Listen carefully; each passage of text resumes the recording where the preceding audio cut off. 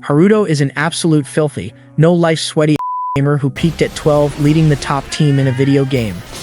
6 years later, he's still a nobody, but his life completely changes when he logs back in and finds out that his dead best friend is now an in-game NPC. So he decides to gather his old teammates to find out the truth while clearing the game. The story begins in a popular virtual MMORPG called Union, where the game's top team called Subaru, led by Haruto, is taking on the boss from the SSS difficulty quest called the Calamity Monster Quest. In this game, everyone has only one life, and if your character dies, your account gets deleted permanently, and you can never log in again like hardcore WoW. Going back to the boss room, Haruto jumps forward with his powerful unique skill and attacks the massive dragon. His vice leader Takanori follows up with his divine art and turns one of the pillars into dust, and their wizard Satsuki shoots the three-headed dragon with a bunch of elemental magic, which knocks it back. Seeing this chance, the other two members, Clive and Nozomi, follow up with their shape-shifting and dream magic abilities, and we also find out that their last member, Asahi, has an ultra-rare skill that allows her to see future, and she uses it to predict the enemy boss's attacks and helps her team with taking it out. After that, the gang returns to their base to celebrate their victory.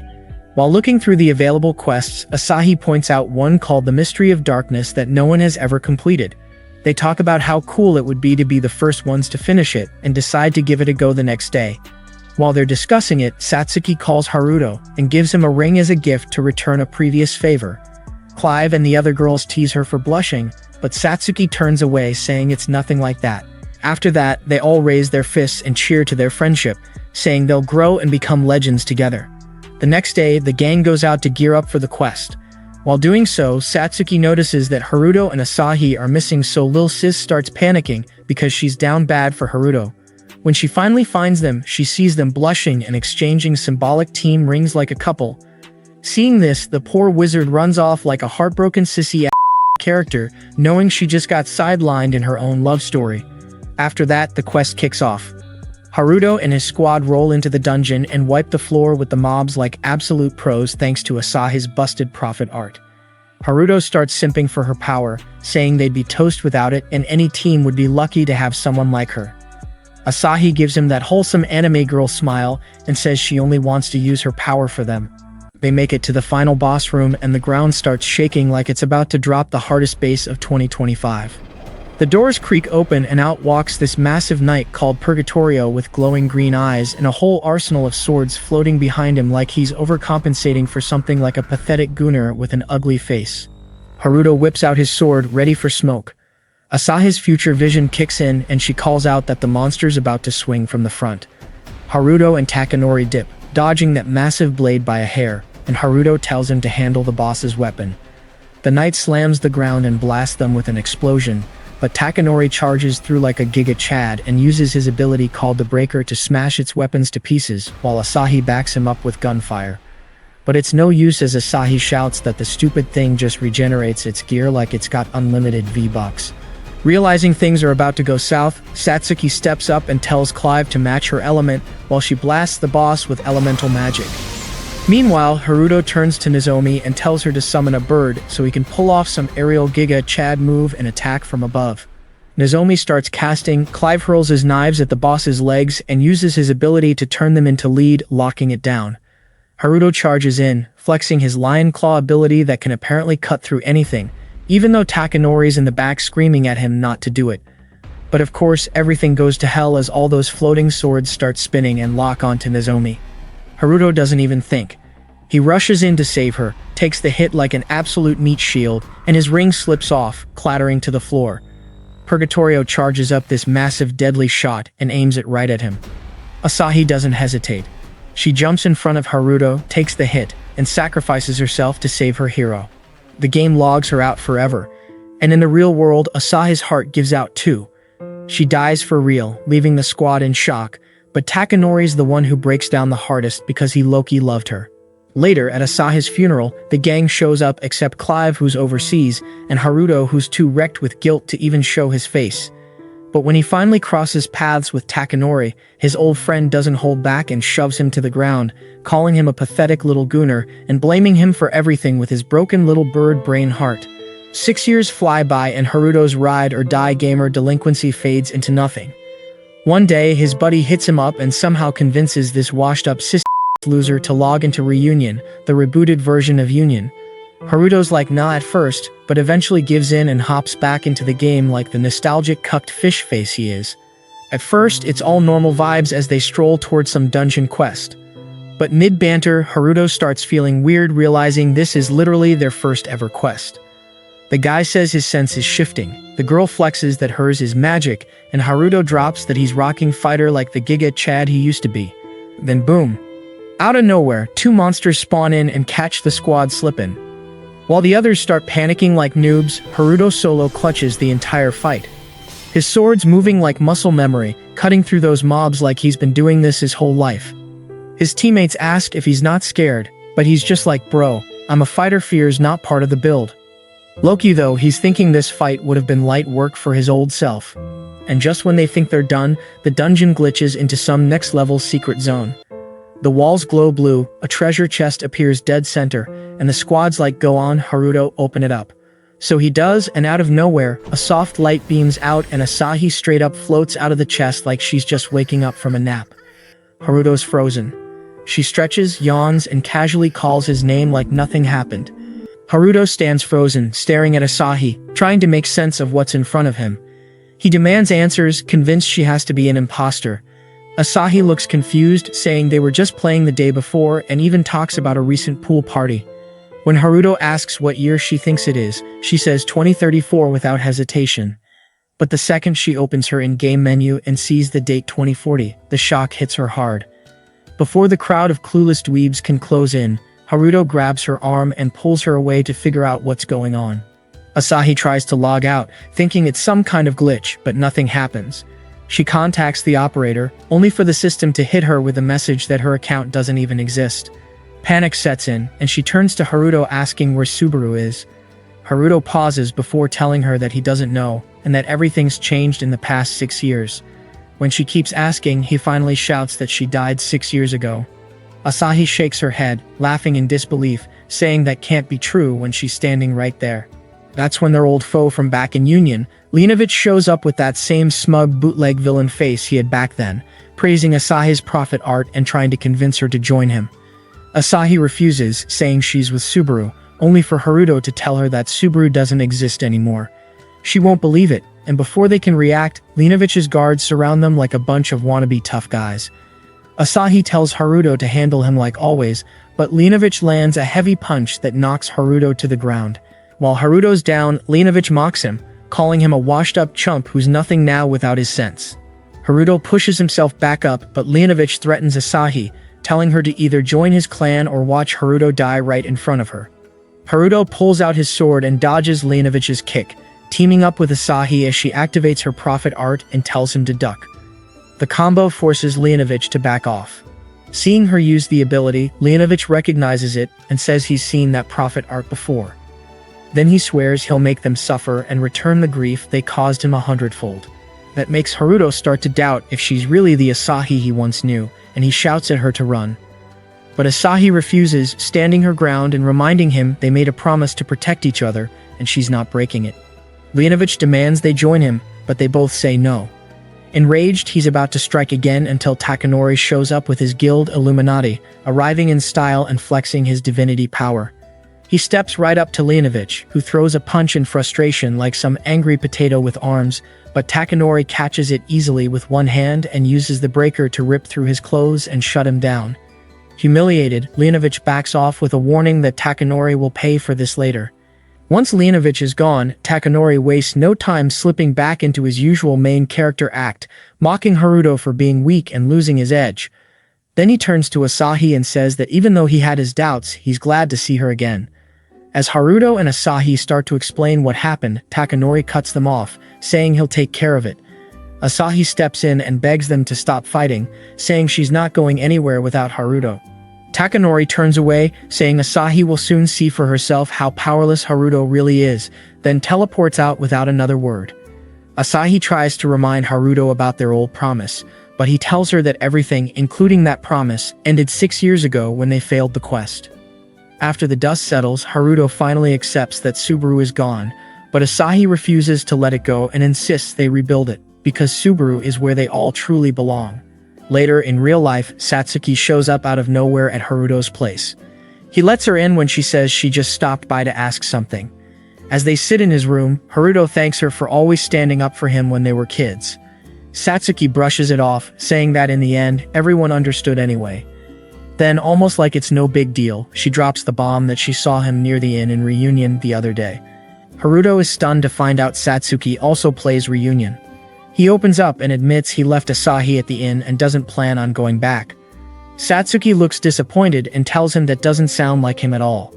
Haruto finally admits he's been thinking of quitting the game for good, deleting his ID, and erasing the memories so he can cut it all off. But Satsuki hits him with the truth and reminds him that he can't keep running from the past forever. Before Haruto can even say anything back, she rushes out, leaving him alone with the weight of her words. Back in the game, Haruto, Asahi, and Satsuki meet on a bridge and Satsuki is stunned to see Asahi standing there, looking so real it's hard to believe.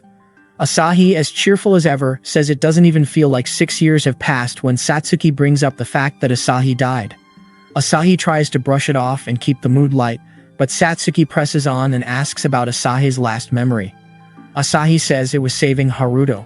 That's when Satsuki tells her the truth, that Asahi died in real life too, and that she was there at the funeral. She explains that Asahi can't log out because there's no one left to return to. Asahi looks hurt and accuses Satsuki of being mean, but Satsuki, holding back tears, admits she's just scared. She visits Asahi's grave every year, and the idea of losing her again to what could just be data or a glitch is too much to take. Asahi tries to convince Satsuki that she's real when out of nowhere, Haruto senses an arrow flying at them and blocks it. Enemies surround them from all sides, all after Asahi's prophet art like it's up for grabs. The trio goes on full alert, ready for a fight. Before Haruto or Asahi can make a move, Satsuki steps up like it's her moment to shine. She summons her elemental magic and grips her whip, telling Asahi there are always guys like this. Then she warns the enemies, voice full of that old Subaru fire, and they freeze the second they realize who she is. She's the legendary queen of elementals, and they know it. Satsuki doesn't waste time. With a flash of her power, she wipes them out, blasting them straight out of the game, and the trio heads back to their base. Elsewhere, a mysterious woman stands with her team as they report the incident that just went down. She confirms that Satsuki has joined up with Asahi and Haruto and orders her soldiers to form a search party to capture Asahi at all costs. But just as things are about to turn ugly, Takanori rolls in like a protective lover with anger issues and tells her to back off. He surrounds her with his guards and warns her about what'll happen if she tries to harm Asahi. Seeing she's outmatched for now, she backs down, promising not to lay a finger on Asahi. As she retreats, Takanori starts wondering why this information is spreading so fast. Back at the base, Asahi notices all her items are gone, while Haruto finds the old ring Satsuki gave him. Asahi picks something up off the ground but hides it from Satsuki like it's some top-secret treasure. Meanwhile, Haruto wanders off to a pond to do some classic brooding. That's when he hears a girl's voice greeting him and turns, surprised. A woman rises from the water and introduces herself as Alicia. Before he can react, she uses her empath sense to read his thoughts and calms him down, explaining she isn't an enemy. She tells him empath is different from prophet art because it can connect with more than just people. Then she drops the bomb that Asahi's sense is unique, not one of the 6 known senses of their world, and that others are after her to awaken it. Before vanishing, she tells Haruto to protect Asahi and stop running from his past. Haruto wonders who the mystery girl was but snaps out of it when he hears a voice calling him back. At the base, Satsuki tells Asahi to stop confusing Haruto by showing up like this, but Asahi fires back saying she's not some bug or ghost. Satsuki claps back that Asahi's just leftover data now, can't even use her powers without a real body. That hits Asahi hard, and she starts wondering how Satsuki even cared about her back then. Satsuki keeps it real, saying things aren't the same anymore and points out that Haruto's the one who's changed the most, losing himself after that day. She asks Asahi to stop bothering him and reminds her she's technically dead. Asahi isn't having it though. She says she used her prophet art just yesterday and throws it back at Satsuki for doing nothing while Haruto turned into an emotionless brick. Their argument heats up until Haruto cuts in, says he's not who he used to be, and tells them both to leave him alone as he logs out like an emo crybaby. Next day, Satsuki shows up at Haruto's place and apologizes for all the drama. She admits she was harsh on Asahi out of rivalry, saying they'd still be butting heads if Asahi were alive. She remembers Asahi's win and disappearance, but now swears to beat her even if it's just in game, leaving Haruto confused. Then she pulls out their shared ring, jogging his memory about a promise he made to Asahi. Later, at Asahi's grave, Haruto digs up another ring meant for a promise that never got fulfilled. When Satsuki asks if that was it, he says no, it was something else. They agree to help Asahi in reunion, and as they leave, Satsuki spots fresh gerbera flowers at the grave, realizing Takanori was there, probably lurking somewhere, still watching like some edgy guardian. Back in reunion, Haruto chops away at the branches of some tree monster and calls out to Asahi as it chases him down.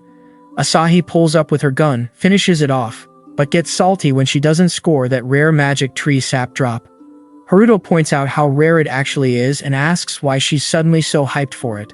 He casually mentions Satsuki will be an hour late anyway, so they might as well keep going. But before they can chill, another monster sneak attacks Asahi from behind, and the two start running for their lives. Haruto tells her not to overdo it and to actually watch her back for once, but the tree monster grabs her and yeets her off a cliff. Haruto tries to charge in like a hero, but Asahi manages to shoot the thing mid-fall, lands in the water like she's starring in an anime Fast and Furious spin-off, and clutches that rare drop like a champ. When Haruto catches up, Asahi's just standing there naked on a rock, flexing the magic sap like she's posing for some RPG ad. She's completely unfazed and teases him for being shy, saying they used to bathe together anyway. The moment other players start showing up, Haruto panics and basically becomes her human towel, trying to cover her up. After the group finally dips, he turns away all flustered, but Asahi jumps on his back playfully, sending both of them crashing into the water. Floating there, she admits she wants to see her parents again and tried logging out so many times but nothing worked. Haruto just hugs her tight and tells her to stop forcing that fake smile when it's just them. At home, Satsuki looks through childhood photos and remembers when Haruto nearly got a game over saving her from a monster that stunned her, telling her back then that it was his duty to protect her. Later in reunion, Asahi trades the rare magic sap to a blacksmith and gets their old party ring remade. She tries to hand the ring to Haruto, but instead, this clueless guy just slips it onto her finger without thinking. When the trio meets up, Satsuki asks why they're late and Asahi explains that they visited the blacksmith to remake their old party ring using a blueprint she found. The moment Satsuki hears that Haruto already put the ring on Asahi's hand, she storms off and soon comes back holding the exact same ring, clearly expecting Haruto to put it on her finger too, but the guy completely misses the moment like he's farming side quests instead of noticing what's in front of him. After that, they head to the Mysteries of Darkness dungeon to help Asahi recover her lost memories. On the way, Asahi brings up calling the other Subaru members, but Satsuki reminds her that they don't know where Clive and Nozomi are anymore since things have changed a lot since back then. As they move forward, they sense someone's presence nearby when out of nowhere Haruto spots Alicia in the distance, casually opening a portal like it is just another Tuesday. She steps in and out walks Purgatorio, the same terrifying boss monster from Union, only now with red eyes instead of green like he went full Super Saiyan menace mode. The team tries to escape, but he blocks the exit by chucking his blades and forcing them into a fight. With no option left, Asahi says they have to fight and hypes them up to win, but Satsuki quickly reminds her that she cannot see the future anymore. Suddenly, the monster starts chucking swords at them like a blender on max speed and Haruto genuinely starts worrying about getting that permanent game over. Asahi stays positive saying Haruto will not lose while Satsuki tells them to throw everything they have. She blasts every element in her magical arsenal at Purgatorio, but his magical barrier shrugs it off like it is nothing and her attacks drop like wet spaghetti on the floor. Purgatorio then fuses all his swords into one massive weapon and fires an attack that messes up Satsuki's leg. When Haruto tries to help, he gets blasted away like Team Rocket getting sent to the moon and Purgatorio closes in on him. Just as things are about to go full disaster, Asahi jumps in, refusing to back down because she wants to keep her promise. She keeps shooting at Purgatorio, drawing him in. Then, just as Purgatorio steps forward for the attack, she pulls off a clutch move by breaking the roof above him and sending him crashing down. It works but stuns her in the process. Haruto, barely able to move, spots the old party ring from 6 years ago lying beside him. Reaching for it, he remembers the promise he made to Asahi that they would always protect each other. That memory sparks something in him and gives him the strength to rise and face the monster again. As Purgatorio goes in for the kill, Haruto powers up, slices off his hand, and unleashes his special move, using his sense to finally finish the monster. Just then, Asahi regains her prophet art and shows Satsuki and Haruto a vision of the statue behind him preparing to attack. But before she can even warn him, Haruto says he already knows and cuts it down like a boss. After the battle, Asahi hugs Haruto tightly, while Satsuki points out that he got his sense back at last. She also mentions how Asahi shared the future vision directly into their minds, seeing it for the first time herself. Asahi smiles and says she did it to help them. Then Satsuki finally admits that seeing Asahi use the prophet art again proves she really is alive and promises to help her log out. Together, the three make a promise to save Asahi and officially bring Subaru back. After escaping the dungeon, the group finally breathes easy, relieved that Haruto is back to normal. Asahi, full of hope, suggests they start reuniting Subaru, but Satsuki reminds her they still don't know what happened to Clive and Nozomi. Out of nowhere, a red gem falls from Asahi's collar. Satsuki picks it up, thinking it's some kind of reward, but the moment she touches it, Asahi suddenly faints.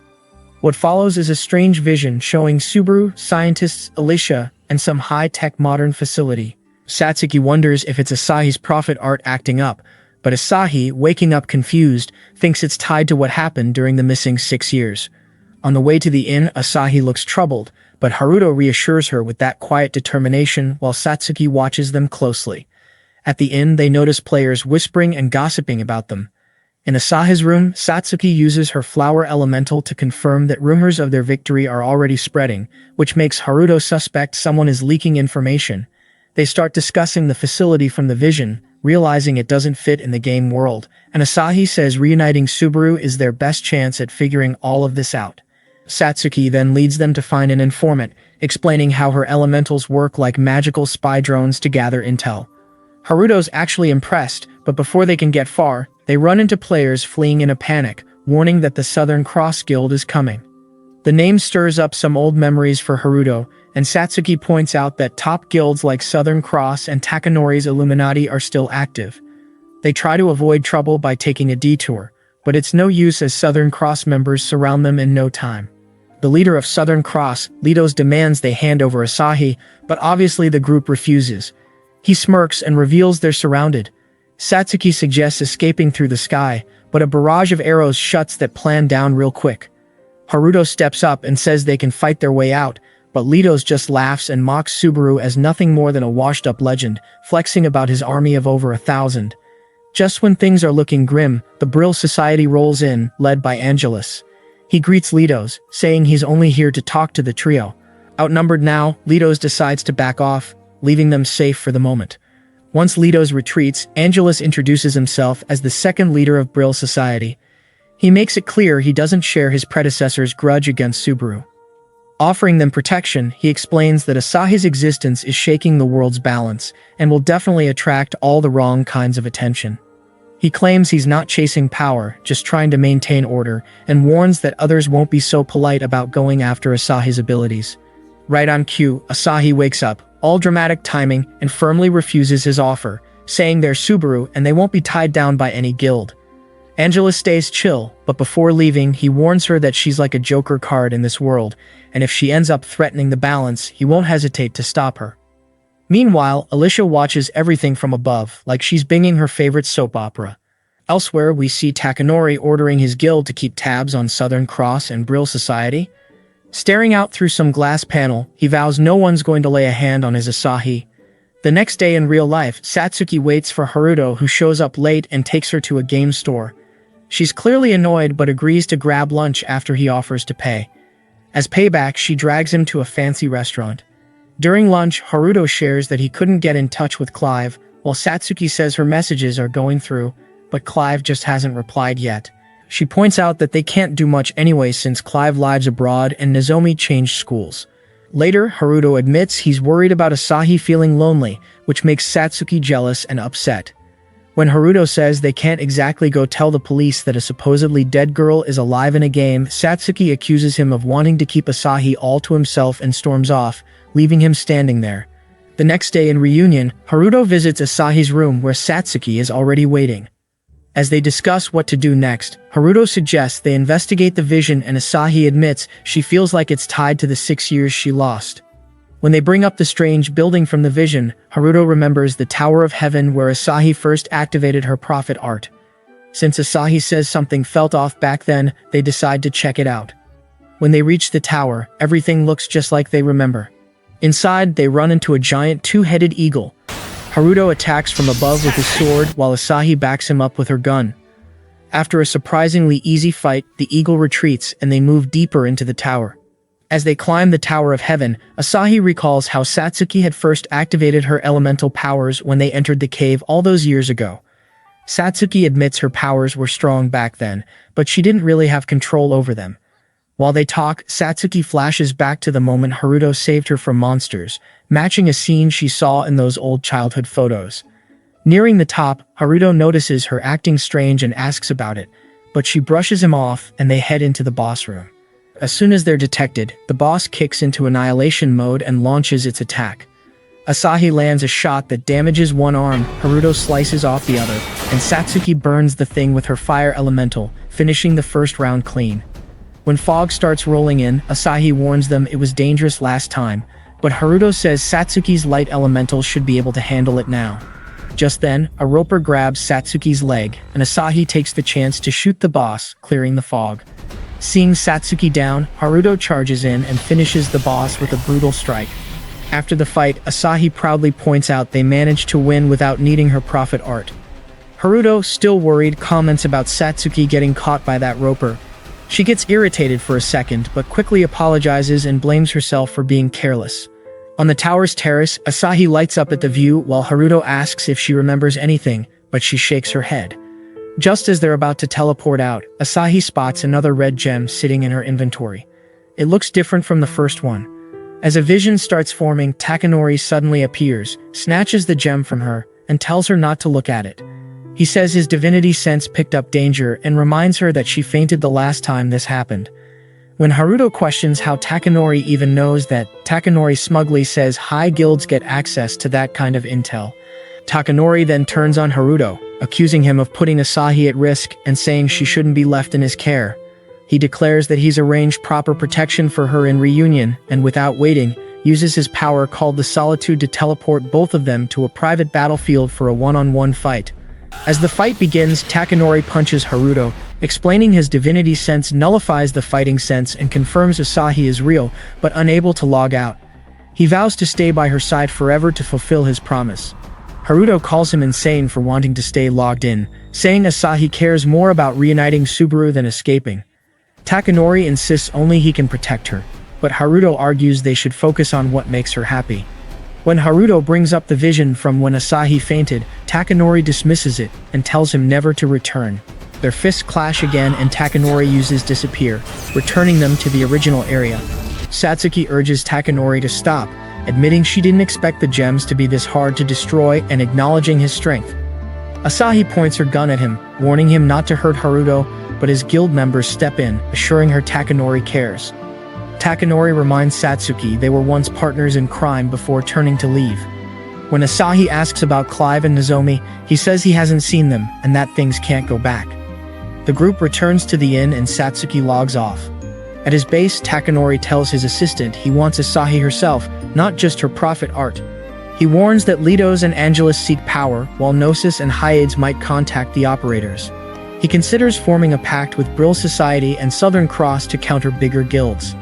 Just then, a member reports Litos and Angelus have arrived as Takanori vows to awaken Asahi. That night, Satsuki dreams of him calling them partners in crime. The next day in reunion, Asahi and Haruto realize Satsuki is late. They search for Nozomi and Clive on the Naiachi's continent, but find nothing. Taking a break at a hot spring, they plan to explore other continents. Asahi brings up getting Haruto a better weapon since he misses his old sword Pleiades. Just then, Haruto gets a message and they head back. Satsuki soon joins, admits she had a bad dream, and they head toward another teleporter, but thick fog begins to surround them. As the fog sets in, Satsuki senses it's a magic trap involving over 100 people. Haruto's fighting sense picks up nothing since the enemies are cloaked, but Satsuki detects an empath sense. The group is separated.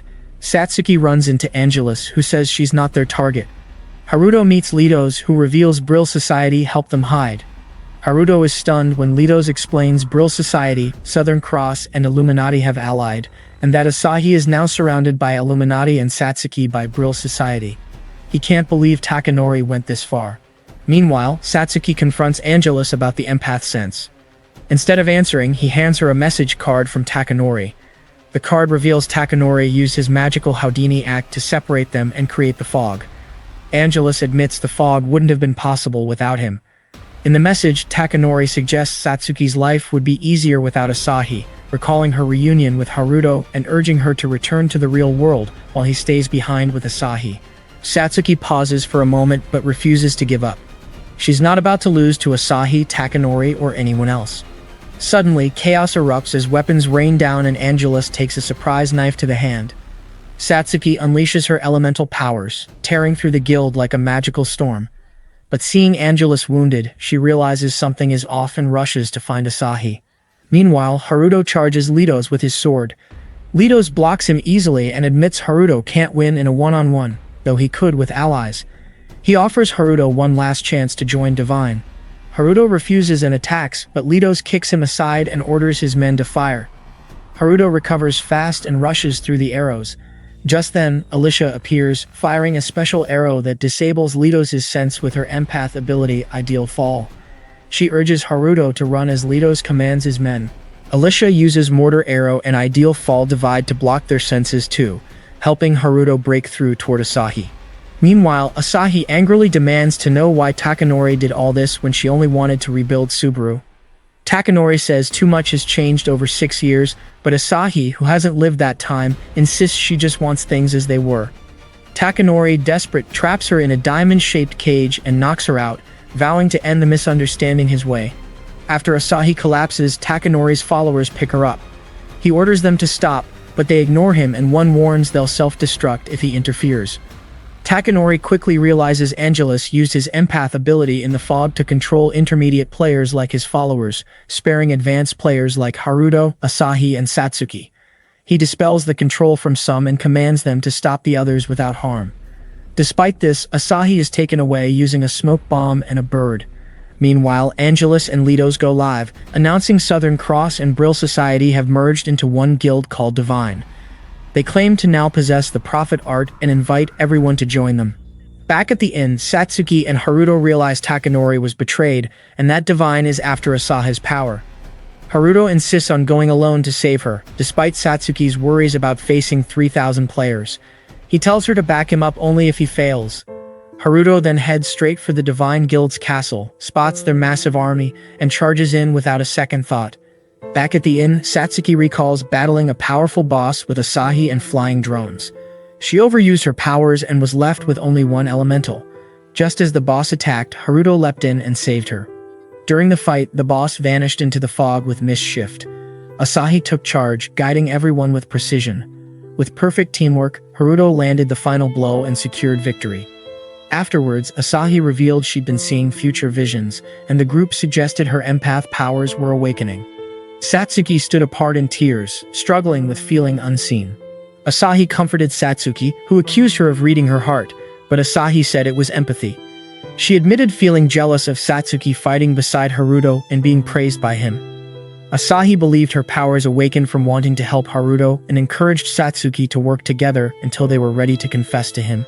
The memory ends as Satsuki tells Takanori that Haruto has gone alone to rescue Asahi. Takanori, restrained by Divine's power, mutters that Haruto dying might be convenient, making Satsuki question if he only wants Asahi for himself. He admits it, referencing an emotional message he once sent, but Satsuki insists she'll support Haruto to the end. Meanwhile, Haruto takes a major hit in battle. Back at the office, Takanori tells Satsuki that if Haruto dies, she'll have Haruto to herself since Asahi doesn't exist in the real world. Satsuki rejects that, saying Asahi is her friend from before either of them mattered, and life wouldn't feel right without both of them. At this moment, Haruto rises from a crater, ready to keep fighting. Satsuki tells Takanori that love is pointless without mutual care, and says she can't win against someone who no longer exists. When Takanori questions her stance on Asahi, she brushes him off and heads out alone to help Haruto survive. On the battlefield, Haruto goes full Super Saiyan and tears through the Divine Army, wiping out half of them solo. When a member tries talking him down, claiming they want peace through Asahi's power, Haruto refuses to believe it. He's trapped mid-air by dragon bind chains that drain his fighting sense. As he spots Asahi atop the castle, enemies move to finish him until red arrows infused with magic and divinity break the chains. Takanori and Satsuki arrive just in time, with Takanori saying he's only there to save Asahi. The trio fights through the remaining 1,500 members, unleashing a massive wave attack that wipes out nearby guards, then battles through the rest using their senses. They break down the castle door, and inside Satsuki notices the jewel-lined area weakens strong elemental powers.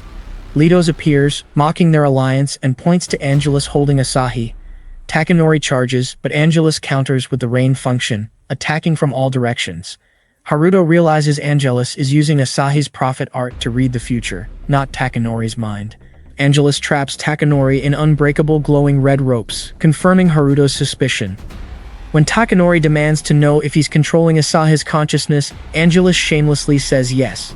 Angelus explains that the ropes cancel divinity and the jewel-lined walls block elementals, all part of their plan to erase Subaru's legacy.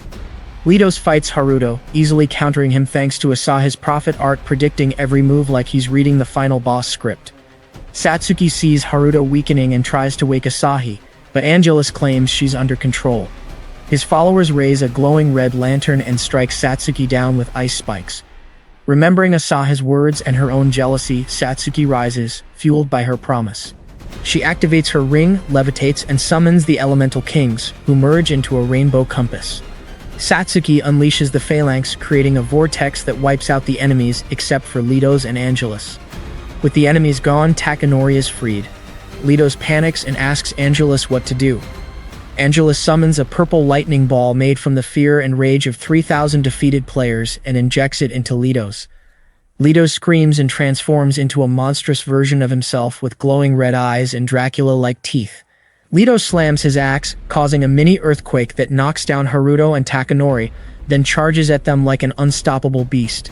Satsuki realizes Asahi has awakened when she stands and shouts about changing the future. Red gems appear before each of them, and a voice tells them these are powers they built over 6 years. Each sees a vision, but Satsuki urges them to stop overthinking and act as Haruto gives the signal to get ready. Just then, Takanori uses his ability Solitude Zero to open a doorway to another world while Satsuki powers up Haruto. Haruto launches at Litos at full speed, striking from every direction and finally taking him down for good. As Angelus watches in shock, Haruto explains Estrella, Subaru's special move where Satsuki bends space, Takanori controls time, and Haruto cuts through dimensions. Satsuki rushes to Asahi, who thanks her. Angelus, now surrounded, pleads for mercy, but gets a punch to the head from Takanori for manipulating Asahi and is finished off when Satsuki burns him to ashes. Afterwards, Takanori hands the red stones to Asahi, asking if she really needs them. She promises she won't faint this time and activates them, showing everyone a vision of 3 scientists discussing a failed experiment and saying it's too early to see the future. When Takanori asks what it means, no one has the answer.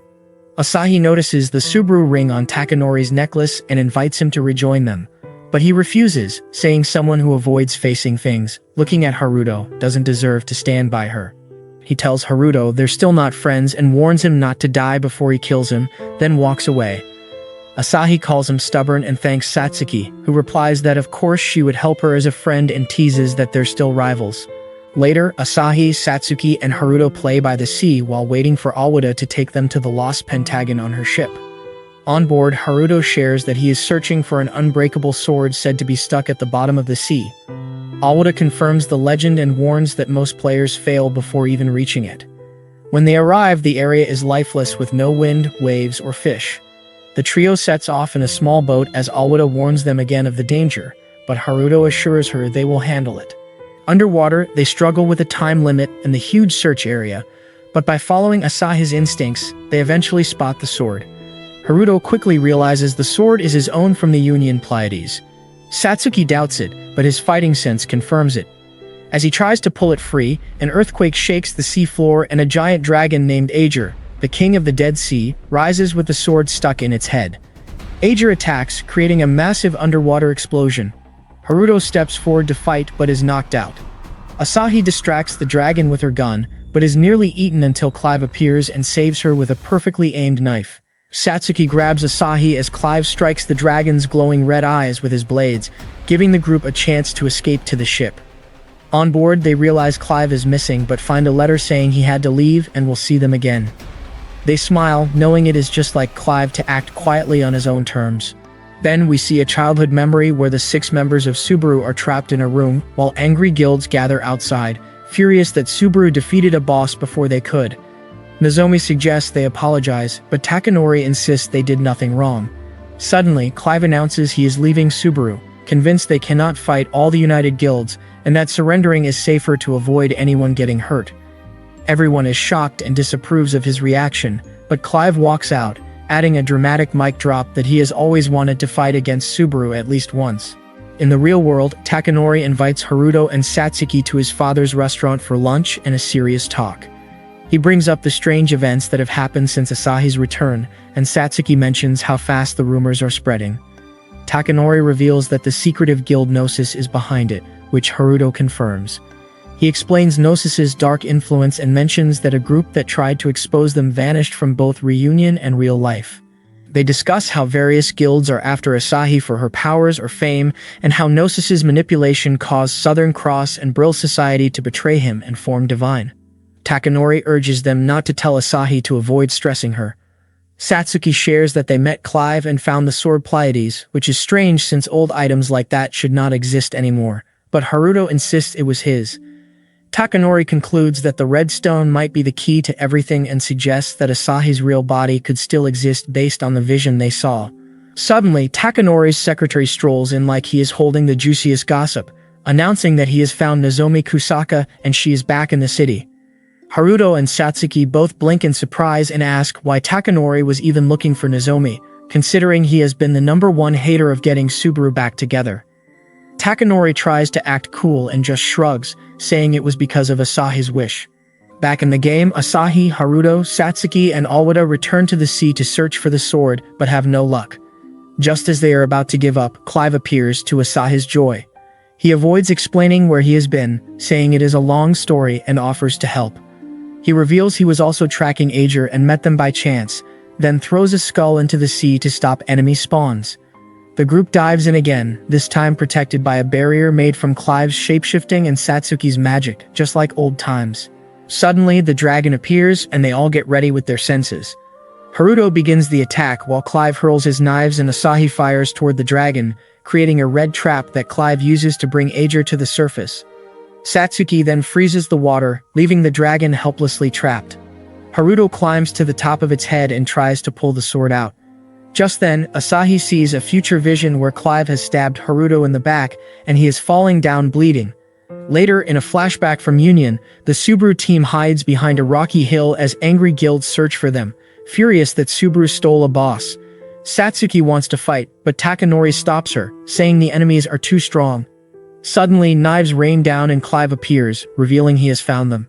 In reality, Haruto wakes up in a hospital bed after 6 years and is embraced by Asahi, who tells him he has been unconscious all this time. Haruto is confused, remembering Asahi taking an attack for him, but she says it was actually him who protected Nozomi.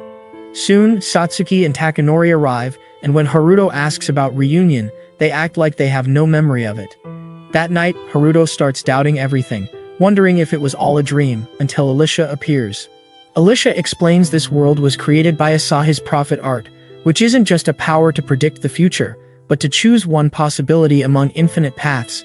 She tells him the senses from Union can be used in reality, and that Union was never just a game but a training ground and lab created by Gnosis to awaken the ultimate ability, the prophet art. By putting Asahi under psychological stress, Gnosis succeeded in awakening her power, and she used it to create this reality to save Haruto. Alicia reveals Haruto is the singularity point and vanishes, unable to stay longer. The next morning at the hospital, Asahi visits Haruto and shares updates about their friends, mentioning Clive might join them for studies and they are planning a reunion with Nozomi too. Though Haruto seems distant, he says he's glad everyone is doing well. Asahi shows him her Subaru team ring, reminding him their bond lasts beyond the game. She extends her hand, recalling how they exchanged rings in game, but not in real life.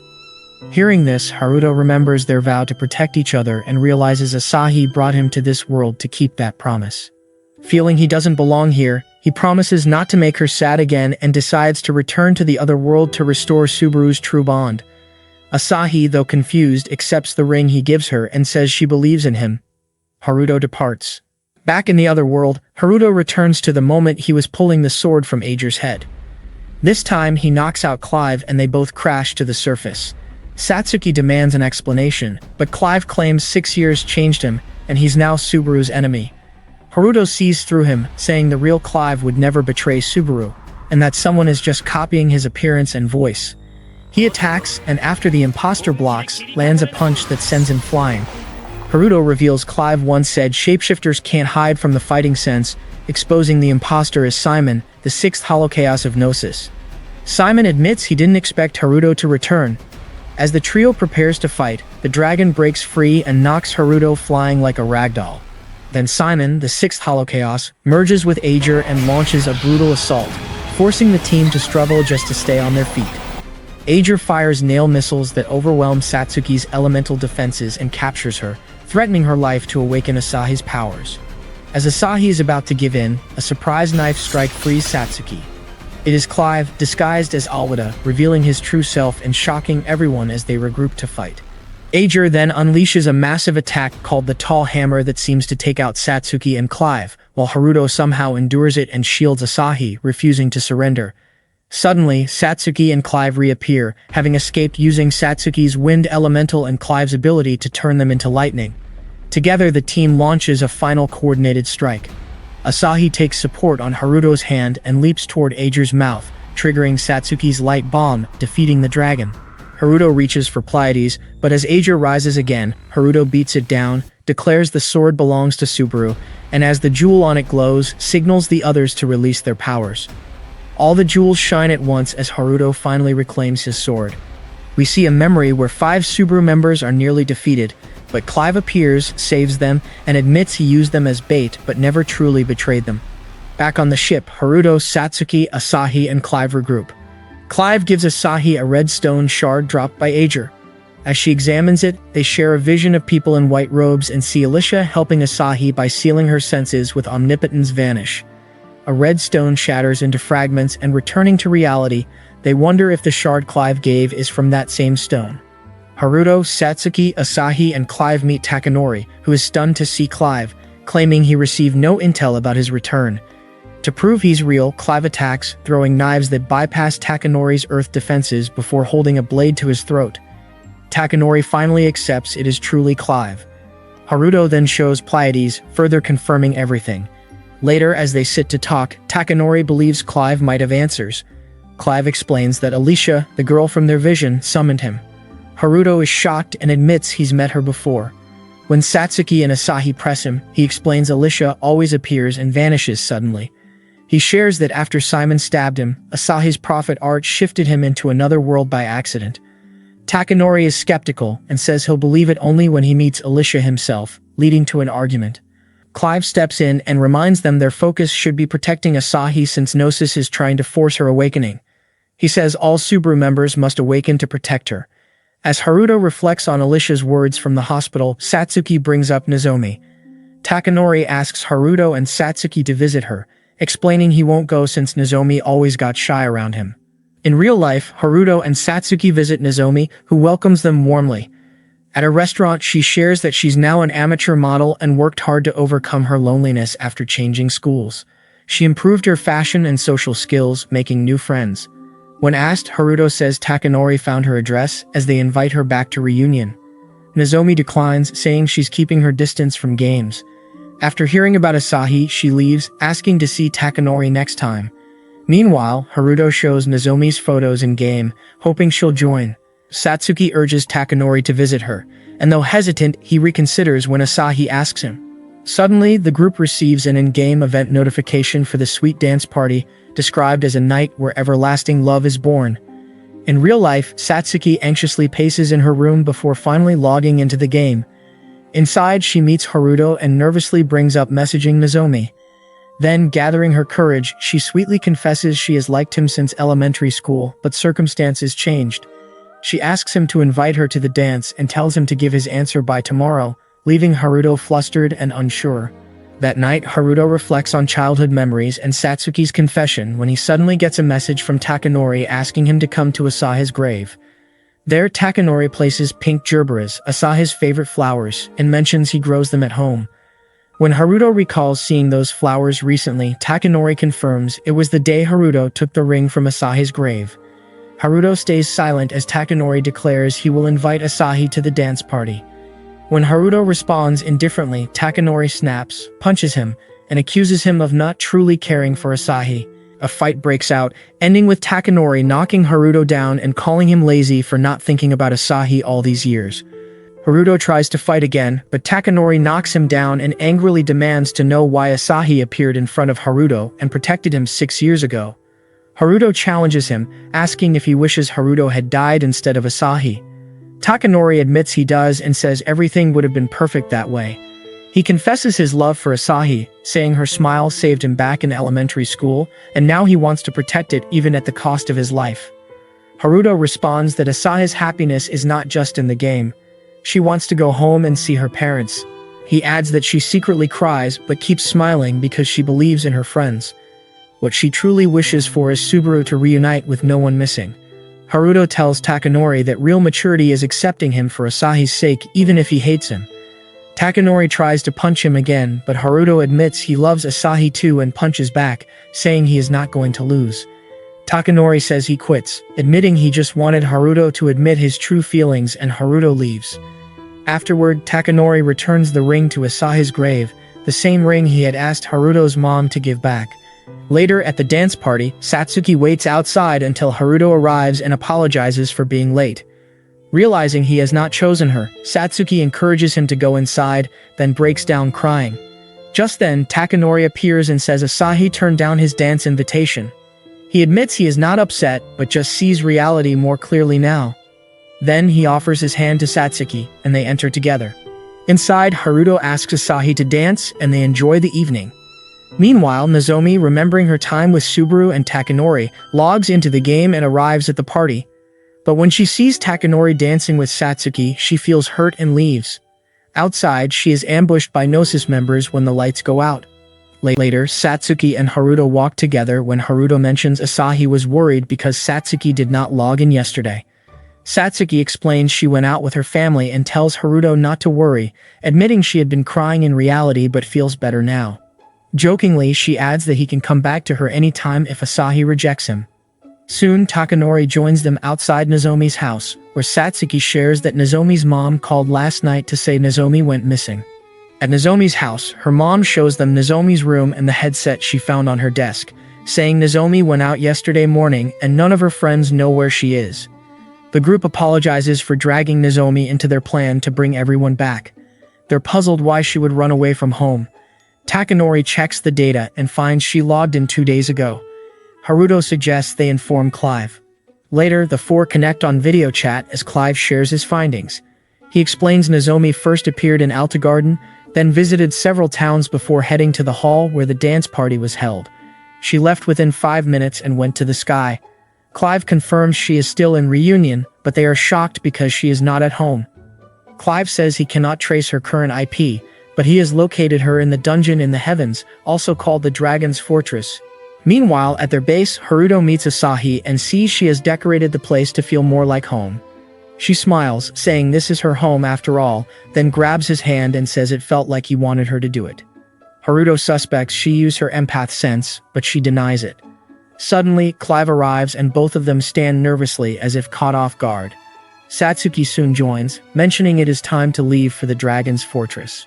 They regroup at the fortress where Takanori is waiting. He explains the castle was shaped by the Dreamworld sense. Asahi notes it looks exactly like Nozomi's castle from 6 years ago. A memory from their childhood flashes back. Subaru battles a dragon that looks more like a giant snake inside the same castle. As the fight begins, Asahi directs Takanori to cover the rear and calls on Haruto and Clive for backup. She tells Nozomi to distract the dragon while instructing Haruto to attack from above. But the dragon freezes Haruto and Nozomi with its magic eyes. Takanori asks Satsuki if she can still use her elementals. Satsuki responds by unleashing her Pierce Bomb, finishing the dragon and saving them. As the fight ends, Asahi and Haruto argue.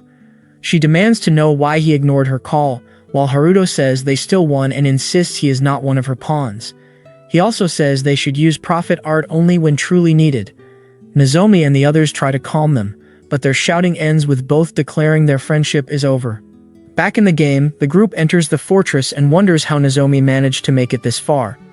The interior looks like a massive battle arena, eerily silent. Suddenly, Clive rushes ahead a bit too fast and accidentally triggers a hidden trap. In an instant, giant creatures resembling stuffed toys appear and surround them. They quickly recognize these as Nozomi's familiars. Asahi tries to call out to Nozomi, but one of the toy-like monsters lunges at her. Haruto steps in just in time, slashing it away. Clive mutters that they are clearly not welcome and draws his knives, stabbing one of the creatures. Haruto follows up, slicing another apart with his sword. Takanori and Satsuki join the fray as Satsuki unleashes the fire of eternal dominion. But to her frustration, the toys keep coming, seemingly unfazed. Through the chaos, they spot Nozomi's shadow lurking behind the creatures. One of the toys aims at Satsuki, but Takanori blocks the attack, finally breaking them out of the trap. Then, they all hear Nozomi's cold and unfamiliar laugh. She taunts Takanori for protecting Satsuki and greets the group in a chilling, almost mocking tone. When she spots Asahi, she tilts her head curiously, wondering aloud how real Asahi actually is. The others freeze, shocked by her twisted behavior as she gives off full Yuno Gasai vibes. Takanori, struggling to believe it, asks if she is really Nozomi. Nozomi smirks and tells them they are wasting their time if they came to see her. Before they can respond, two figures step out from the shadows. Cerinthus, the fifth holochaos of Gnosis, known as the Dream Mage, welcomes them to his world of dreams. Beside him stands Martian, the fourth member of Gnosis, the so-called Divine Champion. The final blow comes when Nozomi casually reveals she has joined Gnosis and helps Cerinthus create the very castle they stand in. Suddenly, Cerinthus lets out a wild scream, declaring that it's showtime. All around them, strange creatures with bizarre shapes and forms appear, ready for battle. Haruto steps forward, eyes sharp, and says they will get their friend back even if they have to use force. The fight kicks off. Clive hurls his knives with precision, Takanori smashes through enemies with his fists. Haruto's sword cuts down one creature after another, and Asahi's gun blasts through the swarm. But then, Martian steps in, pulling out a massive flag and using it like a shield to block Satsuki's elemental attack. Haruto tries to follow up, swinging his sword at her, but she spins the flag, creating a whirling barrier that completely neutralizes his strike. The Subaru members freeze for a moment, stunned. Martian explains with eerie calm that it's one of Gnosis's linked senses, the swallowing sense. She says it accepts everything, accommodates every kind of happiness, and calls it the entrance to paradise. Nozomi waves her magical wand and calls out playfully, inviting them to play just like they did in childhood. The battle rages on. Asahi shoots down a toy monster and shouts that she has wanted to see Nozomi again. Nozomi replies coldly that she has nothing against Asahi. Takanori demands to know why she is doing this. Nozomi answers that her heart was let down. Satsuki pleads with her to wake up, reminding her that they are all here to save her. But Nozomi sneers at her, calling her a little whore for knowing her feelings and still laughing at them. Takanori, shocked, asks what she means, but Nozomi mocks him, saying he understands nothing. Haruto steps in, telling Nozomi they don't want to hurt her. Nozomi's expression hardens as she says she has made up her mind to take revenge, and there is no turning back. She releases a magical snake that darts forward and bites Asahi on the neck. Asahi screams, her body trembling, and she suddenly lashes out in a rage, shouting that she hates Haruto before collapsing unconscious. Nozomi laughs, saying she just gave Asahi a fun dream. Cerinthus grins and declares that tonight will be Asahi's end. Martian smiles, promising to welcome them all to her paradise. The three of them vanish into the shadows, leaving the Subaru team in stunned silence. Suddenly, an earthquake shakes the entire area, and the castle begins to collapse around them. Satsuki reacts quickly, summoning her elemental powers to create barriers and pathways, saving everyone from the falling debris. Later, back at their base, Asahi assures them she's fine now. Haruto, still concerned, suggests she stay at Takanori's guild home for the night where it would be safer. But Asahi gently refuses, saying she feels safest here. Haruto offers to stay with her to keep watch, but she reminds him that his parents and Haruna must be worried and tells him to leave Nozomi's responsibility to him, since she can't go into the real world herself. Just then, Satsuki and Clive enter mid-conversation, with Satsuki mentioning that she heard Takanori has mobilized the Illuminati Guild and gone out personally to search for Nozomi. Haruto explains that Asahi insists on staying at the base. Clive offers to stay instead, pointing out that his schedule is more flexible since he's in college, now after skipping a grade, unlike Haruto, who still has high school to manage. Later, Clive and Asahi sit together for a while. Asahi quietly admits she's worried about how Nozomi's parents must be feeling. Clive tries to reassure her, saying they should trust Haruto and the others to handle that part. Afterward, he leaves her under the watch of Takanori's guard stationed outside the cave and heads off, planning to catch a fish for breakfast. As he leaves, the mark where the snake bit Asahi begins to glow faintly. The next morning, Takanori goes all in on finding Nozomi, hiring 10 private detectives to search for her in the real world. As he discusses the situation with Satsuki and Haruto, he brings up Nozomi's strange words from the battle, wondering why she said Takanori wanted to protect Satsuki. Satsuki pieces it together and suggests it's because Nozomi saw them dancing at the party. She gently points out that Nozomi must be in love with Takanori. Realization sinks in as Takanori sees how Gnosis exploited her jealousy. Feeling guilty, he vows to bring her back no matter what. Suddenly, all three start feeling dizzy, their heads spinning as they notice something strange. All the food on their table has vanished, and when they glance at the clock, they see it's nearly 5 even though they arrived around 11 and thought only an hour had passed.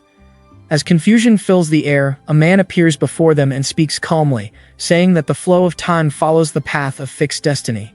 Takanori immediately demands to know who the man is, but instead of answering, the figure begins rambling about the world being doomed to despair. He claims that humans must correct this flawed destiny and insists that only by gaining the power to choose an ideal world can the future truly change. His words echo with a strange conviction that makes everyone uneasy. Haruto's instincts scream danger, and he quickly suspects the man is from Gnosis. Before they can act, the man vanishes, and as if reality itself rewinds, time flows backward, restoring everything in the room including their untouched food. Haruto recalls Alicia's words about Union senses working even in reality. Without wasting another second, he and the others rush to log in, determined to rescue Asahi. Meanwhile, a memory surfaces from their childhood. The group fights a fierce dragon inside Nozomi's castle, with Asahi leading them using her prophet art. But midway through, Haruto suddenly takes charge, shouting for Satsuki to strike with lightning and pushing everyone to attack before the dragon can regenerate. Clive lands the final blow, but the victory feels hollow. Asahi furiously confronts Haruto for defying her orders, but he defends his choice, arguing that his way worked. The argument escalates, and in a moment of anger, Asahi tells him to leave and never return. Shockingly, Haruto points his sword at her before storming off. Back at their base, Haruto finds Asahi quietly crying, troubled by strange dreams that won't leave her alone. Satsuki and Takanori arrive, both relieved to see she's safe. Clive joins soon after, listening as they fill him in on everything. He brings up Alicia's warning, reminding them she's trying to awaken them for reasons still unclear. Satsuki wonders aloud if Asahi's wish to revive Subaru stems from something she sensed deep down, something even she doesn't fully understand. Together, they question why that Gnosis member appeared before them. Suddenly, the ground trembles as the base starts to collapse around them. Asahi urges everyone to run, and they barely escape the destruction, the scene feeling like they just walked away from a Marvel finale explosion without so much as a scratch. The group escapes just in time and finds themselves in the shadow of a glowing tower rising into the sky. It looks exactly like the Tower of the White Water Spirit, a place only Nozomi could have created. Inside, they explore the familiar halls and quickly realize it's a perfect replica of the one they cleared years ago. As they move deeper, Haruto notices a faint purple glow pulsing on Asahi's neck. Concerned, he asks about it, but Asahi brushes it off, growing irritated when he presses her. When they reach the chamber where a mini-boss once appeared, Asahi suddenly calls out a warning to Takanori. But nothing happens.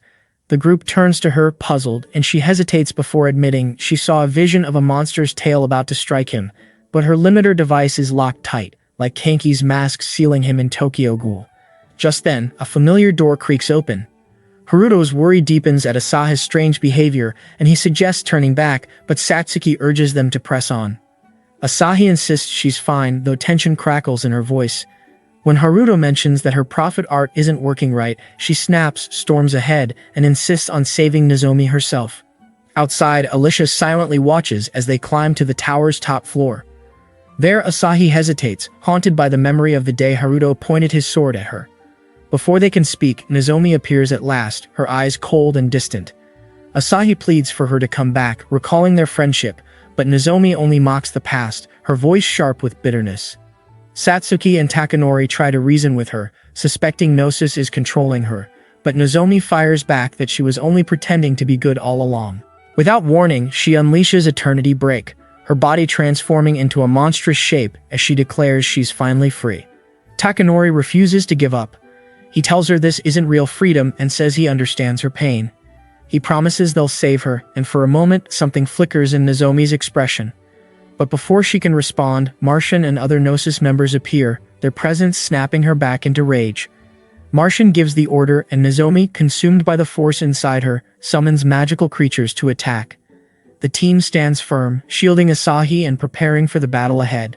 Meanwhile, Asahi struggles to use her prophet art, the glowing snake marks reappearing on her neck. She is overwhelmed by self-doubt, believing no one would follow her even with her powers just like before in this dungeon. Then she screams to stop these negative thoughts and everyone turns to look at her. At the same time, Cerinthus announces that he is at the Dreamworld Sense War Museum and unleashes his weapons with full force. As they escape the attack, Nozomi bitterly accuses Satsuki and Takanori of always being together. Satsuki tries to explain, but Nozomi attacks Takanori, regretting ever logging in. Still, Takanori is determined to save her and uses his breaker ability to isolate them by collapsing the floor beneath them. When Nozomi questions his actions, he tells her he just wants to talk. Nozomi attacks again, but Takanori refuses to fight back. Instead, he reminds her of a moment 6 years ago when she was lost and crying in a dungeon, and he gave her hope. He admits he never truly broke out of his own shell and confesses his love for Asahi, revealing the pain it caused him. Nozomi angrily brings up his dance with Satsuki, but he explains they were comforting each other after losing Haruto and Asahi. He apologizes for hurting her and approaches her with his shield ready to atone. Suddenly, the hostile creatures vanish the moment they touch her and Takanori reveals he used the divinity sense to bring them into the dream world. Nozomi is shocked, saying hostile entities cannot be transported that way. Realizing she is no longer hostile, Takanori restores her true self. As Nozomi breaks down, admitting she only wanted him to notice her, he embraces her and promises to carry both her burden and his own as he removes the evil sense from her. Nozomi regains her senses and regrets her actions. Takanori reassures her, admitting he wants to be with her and that she is a part of him. They decide to return to Subaru, though Nozomi remains worried about Asahi. Meanwhile, Haruto suddenly gets shot in the chest. Meanwhile, Takanori and Nozomi fall to the ground. Cerinthus asks what Nozomi is doing, but Martian replies that it doesn't matter since she has already played her part by releasing the snakes that bit Asahi earlier. Martian then orders Cerinthus to finish the job. Suddenly, a magical cloth begins to surround them. Haruto shouts for everyone not to move, or they will get trapped. Satsuki uses her elemental powers to break through the cloth, but it doesn't work. Cerinthus attacks Satsuki, who struggles to defend herself. Martian hints at Asahi's key role, claiming she will be worshipped for eternity and is essential to their paradise. Haruto refuses to accept this and jumps into the fight, joined by Clive and Satsuki. As Martian becomes trapped and Haruto is about to defeat Cerinthus, Asahi suddenly yells for him to stop.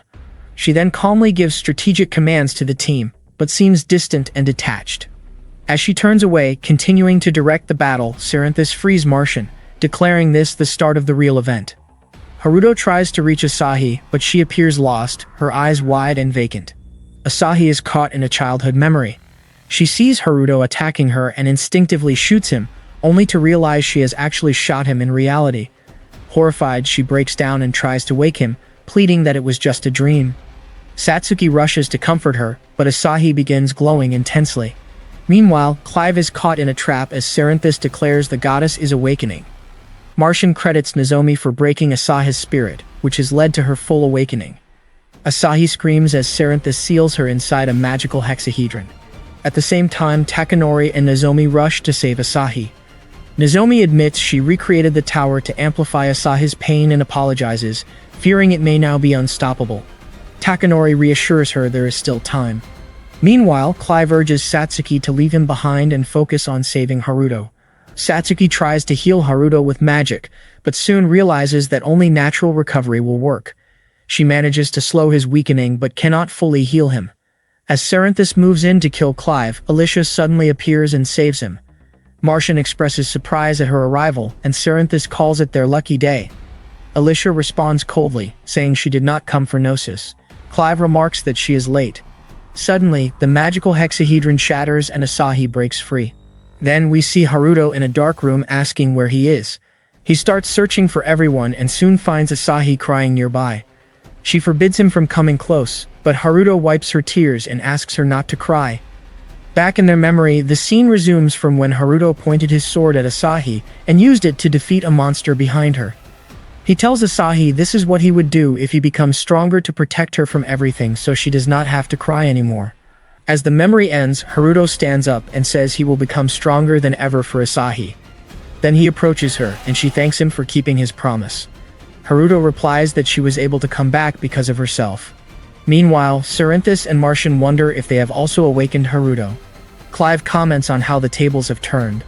Cerinthus suggests they retreat for now, but Martian admits she is too ashamed to return without capturing Asahi. Suddenly, Takanori and Nozomi appear, saying they will not let her escape in the first place. Nozomi adds that she will never forgive them for using her to hurt everyone. Haruto challenges them to fight while Martian and Cerinthus use their linked sense called Utopia to surround everyone. Martian tells Asahi that all her friends will disappear from this world, but she firmly replies that Subaru will never lose. Haruto begins gathering his powers. Cerinthus then unleashes his power called the Eternal Fire, but Haruto counters with White Lion, destroying the attack and everything around it. Watching this, Martian and Cerinthus grow worried, wondering what will become of their paradise and ideal future. Meanwhile, a man sits calmly in an office far away. Next, all the Subaru members stand together with Alicia. Nozomi starts apologizing for her mistakes, and Asahi hugs her warmly. Everyone feels glad that Nozomi has returned. Nozomi also apologizes to Satsuki for the harsh words she said before, but Satsuki tells her she is the one who should apologize for causing the misunderstanding. Alicia adds that none of it matters unless the members of Subaru gather together with their own strength. Satsuki tells Alicia that there is much more she should share and thanks her for saving them. Then Asahi asks if Alicia has saved her somewhere else, based on her visions. Alicia confirms this and adds that she is here to return Pleiades' sheath, which she found on the ground in the Lost Pentagon. Takanori asks Nozomi about it, and she confirms that she created Pleiades' sheath using the Dreamworld sense. Clive comments that everything has now come full circle, back to the beginning. Soon after, Haruto wonders why Pleiades has 7 jewels if Subaru is a star system with 6 stars. Alicia explains that Subaru is actually a star cluster, not just a system. She adds that some see 6 stars while others see 7, which explains the various legends surrounding it worldwide. Suddenly, Alicia disappears, leaving everyone confused. Later, Nozomi is asleep at a cyber cafe when Takanori wakes her up. She looks confused at first, but he gently reminds her that he promised to come and get her. Tears well up in Nozomi's eyes as she breaks down and hugs Takanori. He comforts her and takes on the responsibility of explaining everything to her parents. Nozomi thanks him softly, and they both blush slightly. Meanwhile, Clive receives a message from Takanori saying he has secured Nozomi and will take her to her parents. Elsewhere, Satsuki is asleep at her study table, a photo frame of Subaru's family nearby. Later, the group decides to get together on chat. Haruto gazes at his ring, thinking about how Asahi truly brought Subaru back to life. He is then interrupted by Haruna, and he wishes her good luck on her test tomorrow. She comments that he looks happier these days, and Haruto replies it's because of the companionship of his friends. Back in the game, Asahi greets everyone with a cheerful good morning. They all seem excited to take their first action together since Subaru's revival. Clive mentions he found an event that sounds fun, but Takanori suggests they focus on rebuilding their base first. Nozomi volunteers to take responsibility for the rebuild, and Asahi offers to help. Haruto adds that they have to protect each other's happiness and smiles. Satsuki nods, saying that is exactly why Subaru has been brought back to life. Watching all this from above, Alicia looks on with a reaffirming gaze toward Haruto. Then a news broadcast plays on the radio, reporting that an anti-government group opposing the special preferential law for persons with senses under the Census Special Law has been uncovered. Meanwhile, the Subaru gang promises to trust their friends, hone their senses, and grow stronger. They vow to shine brighter than anyone else, united by their sworn bond. Together, they cheer and shout that they will become legends.